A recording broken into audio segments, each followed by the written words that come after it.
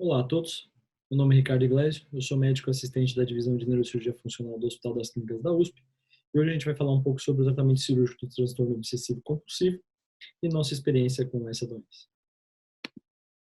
Primeiro vamos falar sobre a definição então do TOC. Então o que é o TOC? O TOC ele se caracteriza por pensamentos, imagens ou as necessidades, as obsessões assim chamadas intrusivas, repetitivas e que causam muita ansiedade e incômodo ao paciente.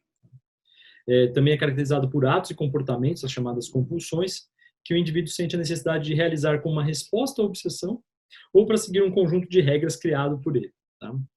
É importante que esses pensamentos, esses comportamentos, causem sofrimento ou prejuízo na rotina normal do indivíduo. Tá? E lembrar que a crítica é preservada, ou seja, o paciente sabe que aqueles comportamentos, aqueles pensamentos, eles são anômalos, que eles prejudicam ele, mas mesmo assim ele sente essa necessidade de realizá-los. A prevalência do TOC na população, ou seja, indivíduos que vão manifestar o transtorno em algum momento da vida é estimada em 2,3% nos Estados Unidos, tá? Que é os dados mais fidedignos que a gente tem. É maior em mulheres, né, 2 para 1, né, 2 mulheres para cada homem, em pesquisas populacionais, lembrando que nos estudos clínicos, geralmente, o número de homens tratados é maior, o que indica uma gravidade um pouco maior nos homens, e geralmente está associado a morbidades psiquiátricas, é comum principalmente a depressão e a ansiedade. Ou seja, a gente diz que o TOC, ele é um ciclo, tá? O paciente vai ter as obsessões ou as compulsões, lembrando que também não é necessário que as duas estejam presentes, embora seja o mais comum, ele pode ter só uma ou outra. As obsessões mais frequentes é de contaminação, ou seja, de achar que as coisas estão sujas. Dúvida patológica, que é, será que eu deixei a luz acesa? Será que eu desliguei o gás? Ou somática, é quando a pessoa tem algum pensamento sobre alguma parte do corpo, alguma coisa errada com alguma parte do corpo. E as compulsões mais frequentes são a de checagem, ficar checando se fez alguma coisa. Limpeza, né? Contagem, ficar contando as coisas. E simetria, né? De tudo tá simétrico. Né? Então, a gente fala que o TOC é esse ciclo aqui em que existe o pensamento anômalo, né, intrusivo, que é a obsessão, ele gera uma ansiedade muito grande no paciente, que então obriga a realizar um comportamento compulsório ali, um ato, né, que vai promover um alívio até que esse pensamento volta e ele fica nesse ciclo. Como eu falei, o paciente tem crítica preservada, então ele sabe que isso é inadequado, ele sabe o quanto que isso prejudica, mas ele não consegue sair desse ciclo, até porque eles geralmente criam essas regras de que, tipo, se não for realizado determinado ato, ou se eu não contar quantas vezes eu apaguei ou acendi a luz, algo de ruim vai acontecer a mim ou à minha família. E por isso tem que ser feito. Vamos falar agora sobre a fisiopatologia do TOC. Então, tudo se baseia no chamado circuito córtico-estriato tálamo-cortical. Talvez você já tenha ouvido falar sobre esse circuito lá quando vocês estudaram sobre a via extrapiramidal de controle dos movimentos. Então, para lembrar mais ou menos assim, fazer uma analogia, a via extrapiramidal são os núcleos da base e o tálamo que controlam os nossos movimentos. Então, eles modificam o plano motor e eles modificam a reação dos movimentos enquanto eles estão sendo realizados. Então, isso torna os movimentos mais harmônicos, mais simétricos, mais finos. Tá? Essa via também está presente conectando áreas responsáveis pelo processamento de emoções no nosso cérebro, principalmente o córtex frontal. Ou seja, essa via é responsável também pela modulação das nossas emoções, parecido com o que acontece com os movimentos. Quando você tem um distúrbio dessa via, você pode ter diversos transtornos psiquiátricos, o TOC é um dos mais estudados. Tá? E quais são as áreas corticais, então, envolvidas com os pacientes que têm TOC? Né?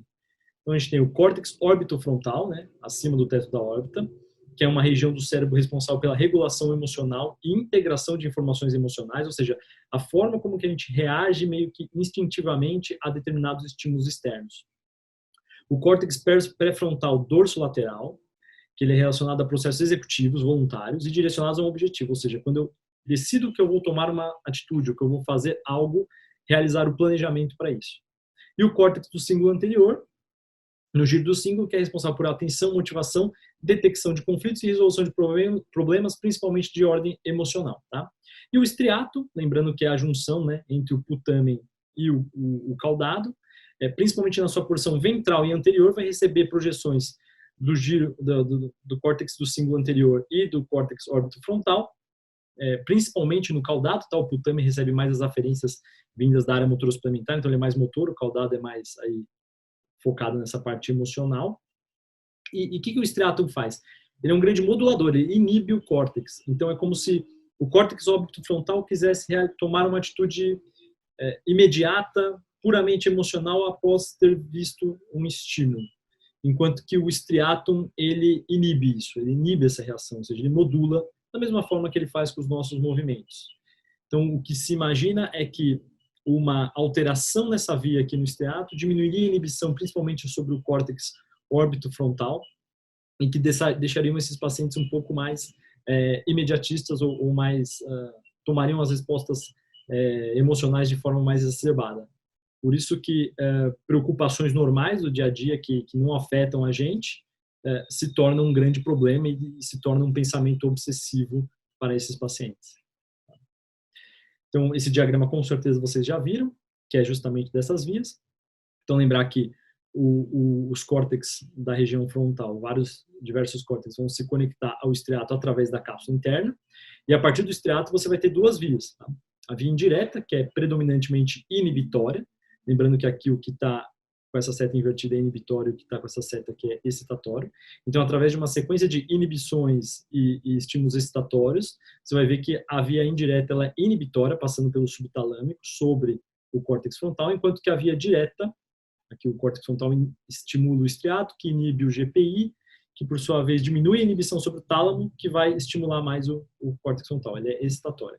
E o balanço entre essas duas vias é fundamental para a gente ter tanto nos nossos movimentos, né, nossos movimentos equilibrados. Quando você tem um distúrbio nisso, você pode ter paradicinesia, Parkinson, ou uma distonia, um fenômeno hipercinético, quanto para a modulação das nossas emoções, para que nossas emoções sejam calibradas, ou seja, não sejam exacerbadas, e que para que coisas comuns do dia a dia não se tornem pensamentos obsessivos, tá bom?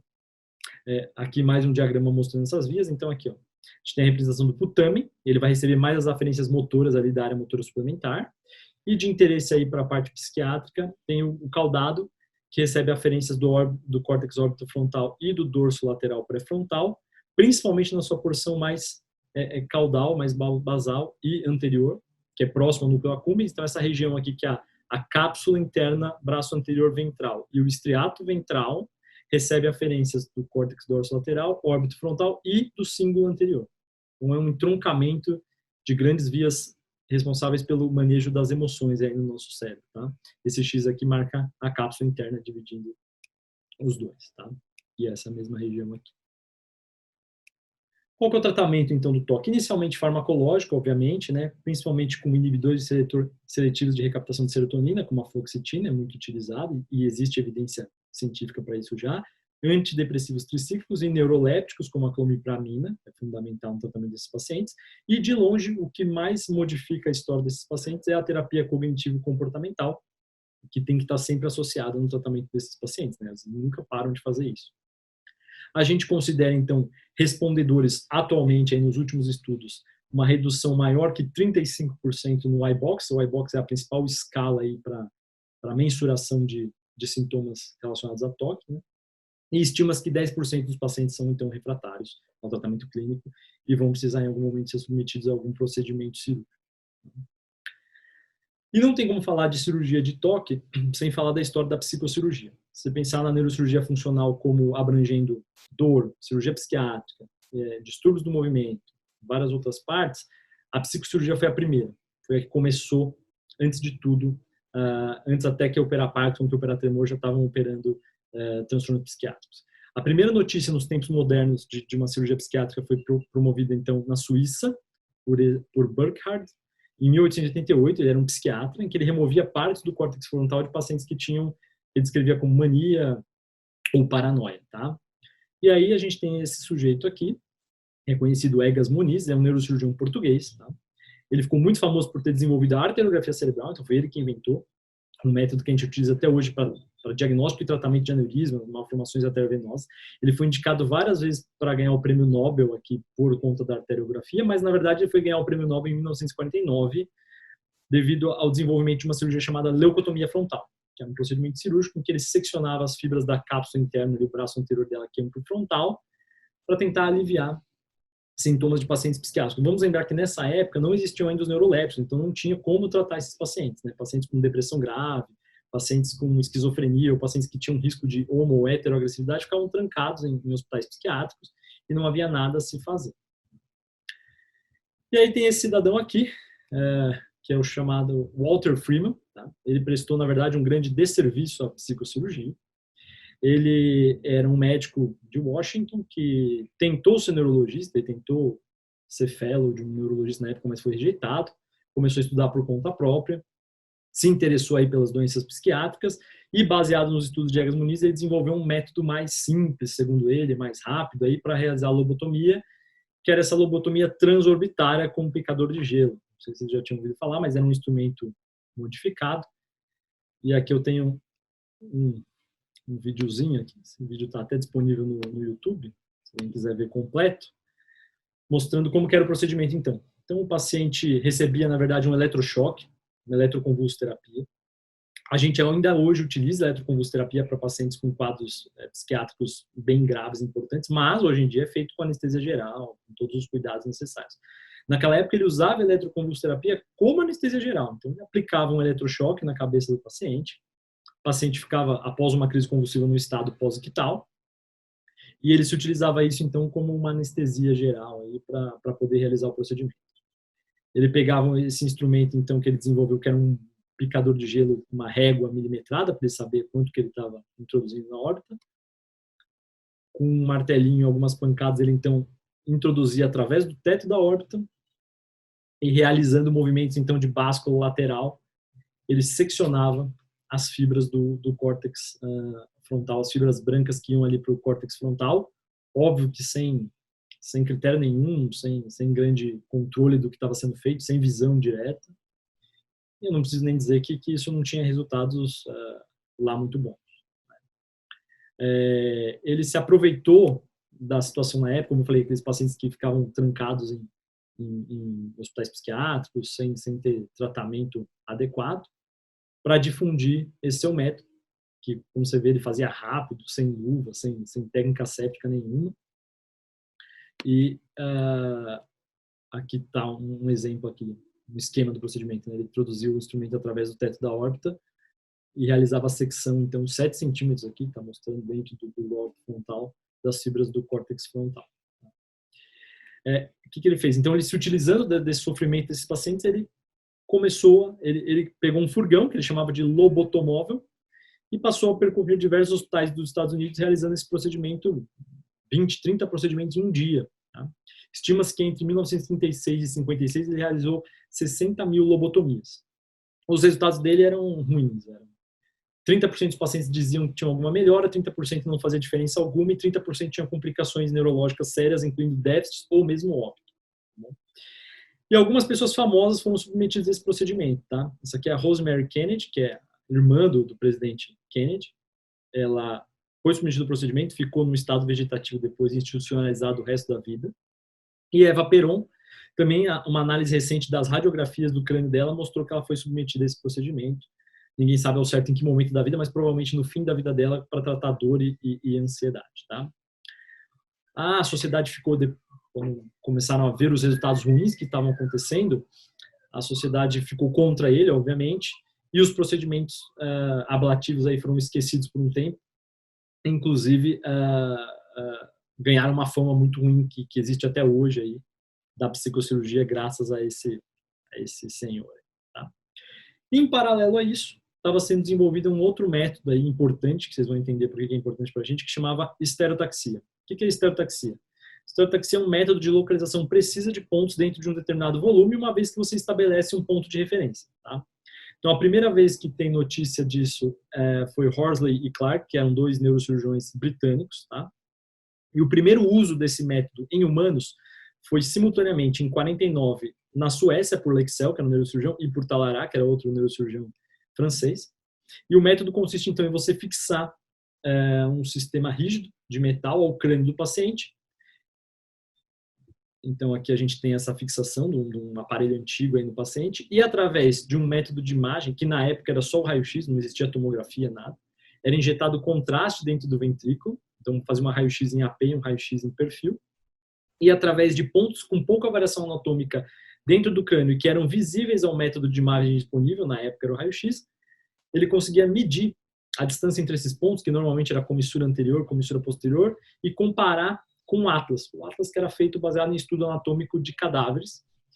E medindo essas distâncias, você conseguia encontrar pontos de interesse dentro do cérebro. Então, se eu queria fazer uma lesão do subtalâmico, eu sabia a distância que o subtalâmico estaria da comissura anterior, da comissura posterior, e conseguiria fazer lesões no paciente.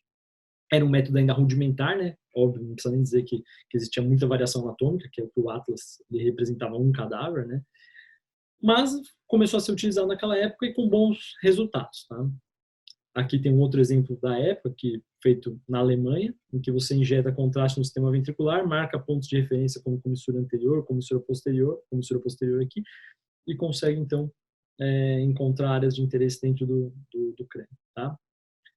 Hoje em dia, os métodos, felizmente, melhoraram muito, né? A ressonância nossa hoje consegue ver aqueles núcleos que até então eram só imaginados aí através de Atlas. A gente consegue ver aqui, por exemplo, uma cirurgia para Parkinson, núcleo rubro, núcleo subtalâmico, eles aparecem de fato na ressonância, e a gente consegue fundir o Atlas, aquele mesmo Atlas que era utilizado como único método de referência antigamente, hoje em dia, ele, numa versão digitalizada, é fundido aqui para comparar, então, com a ressonância do paciente. A gente identifica as estruturas aqui em laranja, o núcleo subtalâmico. A gente usa isso para o planejamento cirúrgico. Os halos também melhoraram, tá? Esse halo aqui é um halo foi desenvolvido aqui no Brasil pelo professor Manuel Jacobsen, que é o titular da neurocirurgia da USP hoje em dia, e um grande difusor da neurocirurgia funcional no Brasil. O halo ele se tornou mais leve, mais versátil, mais cômodo para o paciente, e permite, então, uma vez fixado no crânio, a gente faz uma tomografia, funde essa imagem com a ressonância pré-operatória, realiza todo um planejamento cirúrgico, e eu encontro um ponto dentro do crânio baseado num sistema de coordenadas cartesiano, então x, y e z, eu consigo chegar com o meu instrumento exatamente naquele ponto com uma precisão milimétrica. Tá? Aqui é uma foto do intraoperatório, então mostrando o halo na cabeça do paciente, aqui uma abertura pequena no couro cabeludo, uma trepanação, e através então desse sistema a gente consegue indicar coordenadas no plano cartesiano, ângulos de entrada e atingir nossa região de interesse. Tá? E o tratamento cirúrgico para toque hoje em dia, então, ele se divide em duas formas, né? Métodos ablativos, que é a radiofrequência, o gamma knife, e o HIFU. Tá? O HIFU é um ultrassom focado de alta intensidade, ele é um método novo, recente. Tá? Ele se baseia em várias fontes de ultrassom que convergem para o mesmo ponto e realizam uma lesão térmica, tá, no cérebro. Tem várias vantagens, não é uma cirurgia, e também ele não tem as desvantagens do gamma knife, que usa raios gama, né? Porém, necessita de uma ressonância especial capaz de medir a temperatura em tempo real, e também é um método que ainda está sendo estudado. Então, alguns estudos estão surgindo, mas nada muito utilizado hoje em dia ainda não. E a neuromodulação, que é o DBS, né, o Deep Brain Stimulation. Então, falando um pouco de radiofrequência, que é um dos métodos mais utilizados aí para ablação, como ela funciona? Através daquele aparelho, a gente coloca um eletrodo num ponto exato aqui no cérebro do paciente, conecta uma placa de aterramento nele e um gerador elétrico de radiofrequência faz com que passe uma corrente elétrica de alta frequência, na ordem de 500 kHz por esse eletrodo. Ele tem uma ponta isolada e uma ponta ativa. E a radiofrequência gerada em torno dele gera um atrito entre as moléculas de água que provoca aumento da temperatura local e uma lesão muito bem conhecida. Tá? Ela é proporcional ao tamanho de ponta ativa do eletrodo, é proporcional ao diâmetro do eletrodo, à temperatura e ao tempo de lesão. Então, é uma forma muito segura de se fazer lesões encefálicas. Tá? O Gamma Knife, por sua vez, usa o mesmo princípio. O paciente coloca o halo, entra nessa máquina aqui que tem centenas de fontes de cobalto radioativo com o mesmo ponto focal. Então, eu miro aqui, eu coloco a minha região de interesse num software de planejamento cirúrgico também, planejamento de radiocirurgia, e todas essas fontes vão convergir para esse ponto, recebendo uma alta dose de radiação aqui que promove a lesão. É um método que não é cirúrgico, então tem riscos diminuídos de infecção, mas tem também riscos associados principalmente de radionecrose, que é um processo inflamatório que acontece após a aplicação dessa radiocirurgia em alguns pacientes, e que pode causar uma lesão com hipertensão intracraniana e até necessidade cirúrgica. Tá bom? Alvos mais comuns para lesões ablativas, então, tá? Então, os principais alvos que eram utilizados para ablação por radiofrequência ou por gamma knife eram a cingulotomia anterior, que era uma lesão aqui no giro do cíngulo anterior, a tratotomia subcaudada, que é uma lesão na região que chama substância inominada, que fica abaixo do núcleo caudado, então, naquela região ventral ali do estriato, e a capsulotomia anterior, que é na cápsula interna, o braço anterior da cápsula interna. Quando você combinava a cingulotomia anterior com a capsulotomia anterior, era chamado de leucotomia límbica, então. Tá? Aqui um corte axial também mostrando qual que é o alvo da capsulotomia anterior. Então, é o braço anterior da cápsula interna, na sua porção mais ventral, entre o putame e o caudado. Tá? Lembrando que as fibras que correm pelo braço anterior da cápsula interna são fibras que vão se dirigir para o frontal, então são de processamento emocional, enquanto que o braço posterior tem as fibras do córtex espinal e somatosensitivas, então motores sensitivos.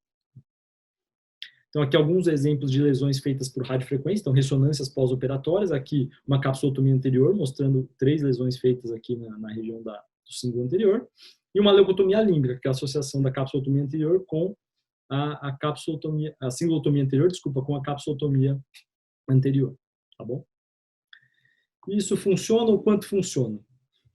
Você vê que temos alguns estudos aqui, os últimos de 2008, então tem um aqui só de 2013, mas esse método foi ficando meio que em segundo plano em vista da chegada do DBS. Lesão em diversos desses alvos que eu citei, e a resposta era variando de 27% a 86% de resposta. Esses estudos são heterogêneos, tá? Eles variam muito o que eles consideram como um bom respondedor, então a gente pode considerar que não tinha uma resposta lá muito satisfatória. E o DBS? O que é o DBS? Você, utilizando o mesmo sistema, só que dessa vez você coloca um eletrodo definitivo no cérebro do paciente, um marca-passo na região do tórax, e esse marca-passo então vai emitir sinais elétricos que vão percorrer esse cabo extensor e vão chegar até contatos elétricos posicionados ali no cérebro do paciente. Tá?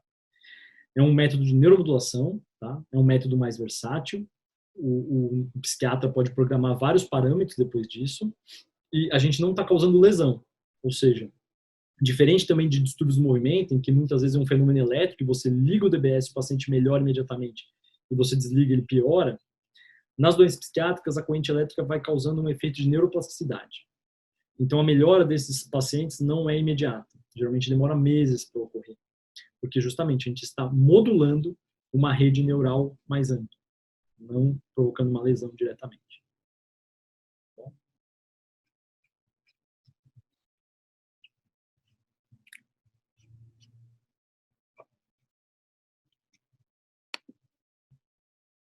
Aqui temos, então, uma radiografia de um paciente que teve o eletrodo implantado. A gente pode ver aqui, então, o cabo extensor que vai até o tórax e o posicionamento do eletrodo definitivo aqui, então, com os contatos elétricos, onde vai ser entregue a corrente elétrica. Tá? Alvos mais utilizados aí para DBS em tratamento de toque é o braço anterior da cápsula interna, o núcleo subtalâmico, sua porção anterior e medial, o núcleo accumbens, que é a junção ali do putamen com o caudado, e cápsula ventral e o estriatum ventral, que a gente chama de VC/VS, tá bom? Ou seja, os alvos não diferem muito. Eles seguem meio que a mesma linha da mesma rede, tá? Agora aqui, vários estudos utilizando DBS, tá? E aqui temos uma melhora mais interessante dos pacientes, alguns estudos com 100% de respondedores, tá? Por que será? Porque o DBS é melhor que a lesão? Acho que 2 fatores aí. Primeiro, que os estudos são mais recentes, os alvos foram mais refinados, digamos, atualmente. Então, a lesão foi meio que sendo deixada de lado, até por conta do estigma do que ocorreu lá com o Walter Freeman, que eu comentei, e estão dando preferência para métodos neuromodulatórios.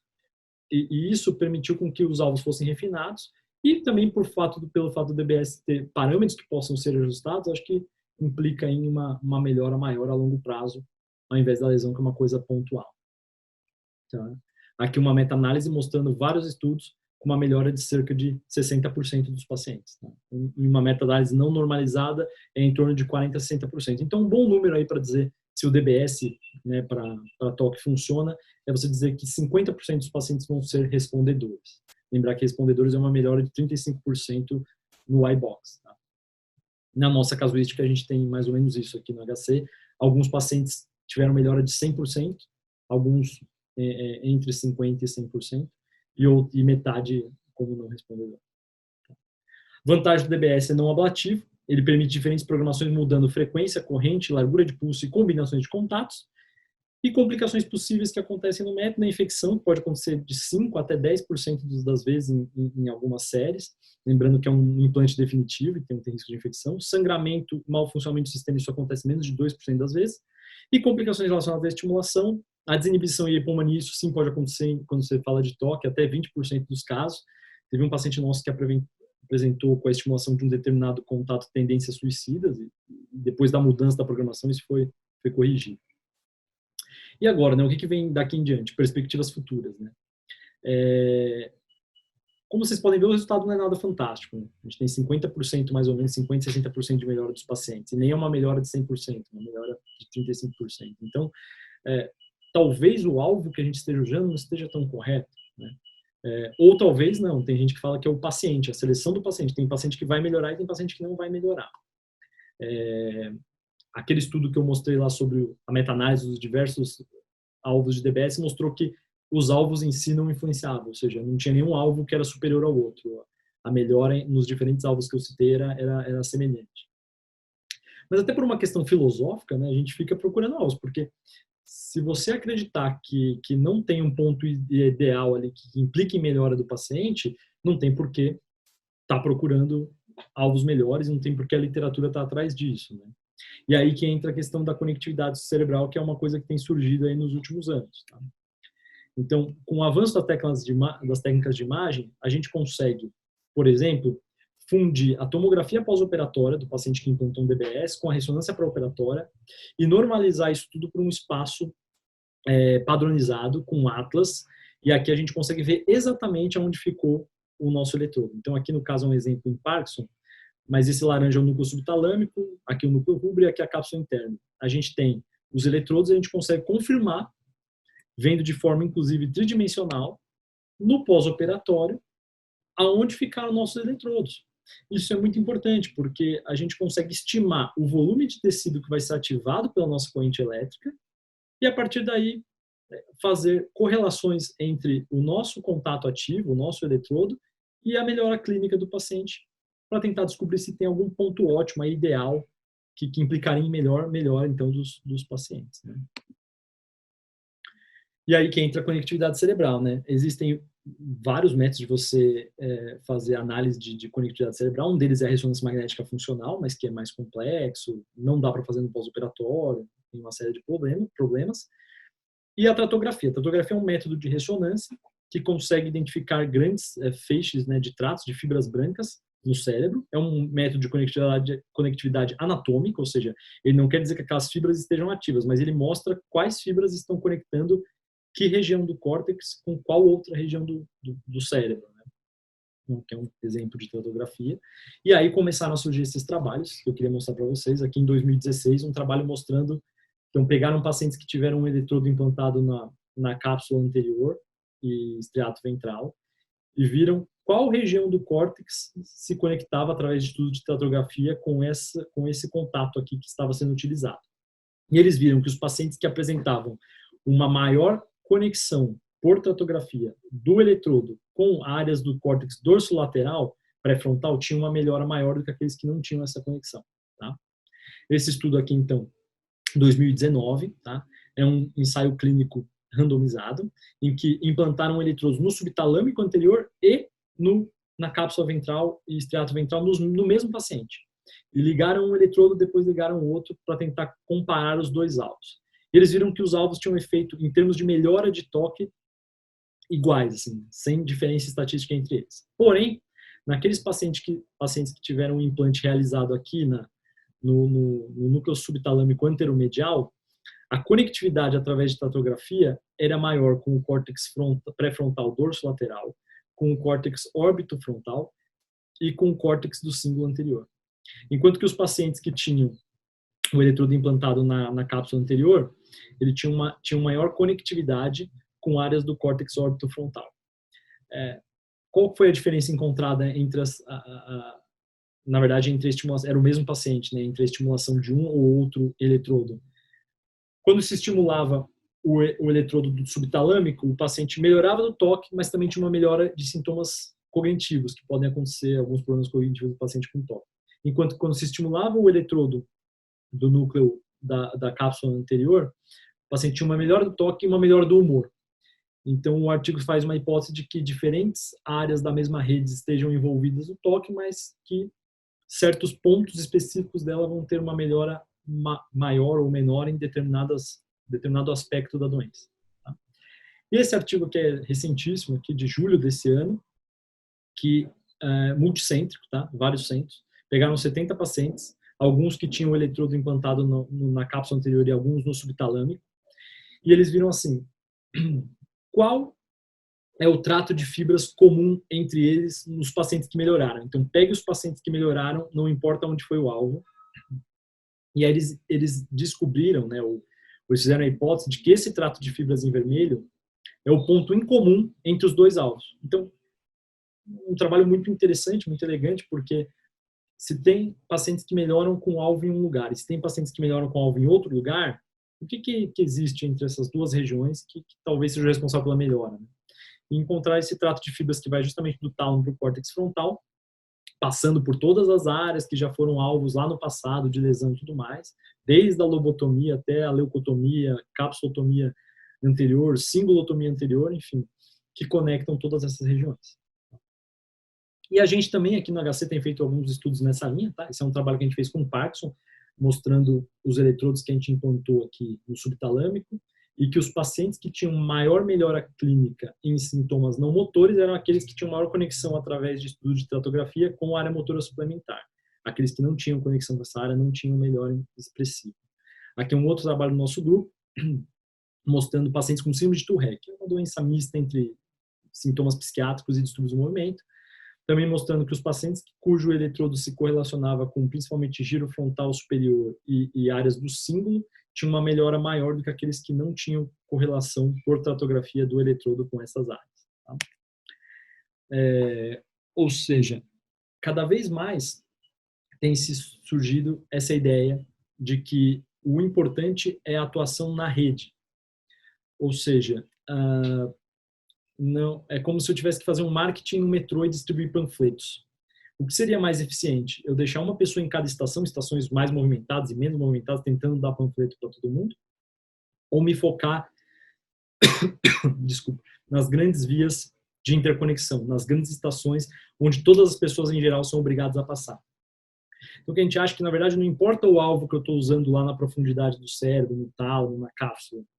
O que importa é, uma vez que eu estimulo aquela região, qual área do córtex que eu estou estimulando, e sim a área do córtex que eu esteja ativando ou inibindo, enfim, que vai ser o importante, o determinante na melhora do meu paciente.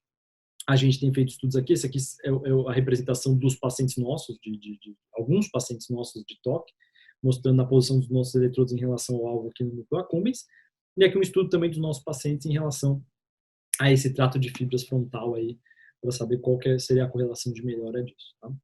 E tudo isso para voltar lá naquele diagrama que eu mostrei no início. Lembrar que tudo isso aqui é uma grande via, tá? Que eu posso vir aqui estimular o subtalâmico, eu posso vir aqui fazer uma lesão ou estimular a cápsula interna no braço anterior, que conecta o frontal com o estriato. Mas, de uma forma geral, eu estou manipulando ou modulando esta via para que a informação ou para que o balanço seja restaurado entre essas duas, via direta e via indireta, para que a ativação do meu córtex volte para o padrão normal. E aí são todas aquelas áreas corticais que eu havia citado previamente. Tá? Então eu acho que no futuro, né, pensando o que tem aí a vir pelo futuro, eu acho que a programação cirúrgica vai ser ao contrário. A gente vai descobrir as áreas do córtex que a gente precisa estimular, a gente vai fazer um estudo de tratografia naquele paciente especificamente, vai ver qual as fibras que se projetam daquela área cortical e qual que seria o melhor alvo para aquele paciente lá na profundidade, na cápsula, no subtalâmico, enfim, qual que é o melhor alvo para aquele paciente individualmente e implantar o eletrodo ali. E aí eu acho que a gente vai ter, de fato, resultados mais interessantes aí no tratamento de toque e de outras doenças psiquiátricas, tá bom? Bom, eu gostaria de agradecer toda a equipe lá da Divisão de Neurologia Funcional. em especial o professor Manuel Jacobs, que é o titular da neurocirurgia, é o Dr. Kleber Duarte, que é o chefe do grupo, pela oportunidade que eu tive de aprendizado e continuo tendo até hoje. Essa é uma foto mostrando o primeiro implante de um DBS direcional, que foi feito na América Latina, no nosso serviço. Bom, é isso que eu tinha para falar para vocês, obrigado, tá? Se alguém tiver alguma dúvida, eu estou aberto aí para perguntas, e se alguém também tiver interesse de pesquisa nessa área aí de neurocirurgia funcional, uma área que eu acho muito interessante, a gente lida tanto com distúrbios do movimento, com epilepsia, com dor, transtornos psiquiátricos e imagem, né? Manipulação de imagem aí, de tratografia, tudo mais aplicado à neurocirurgia. Fiquem à vontade para entrar em contato comigo por e-mail ou aqui tá pelo meu Instagram, tá bom? Muito obrigado.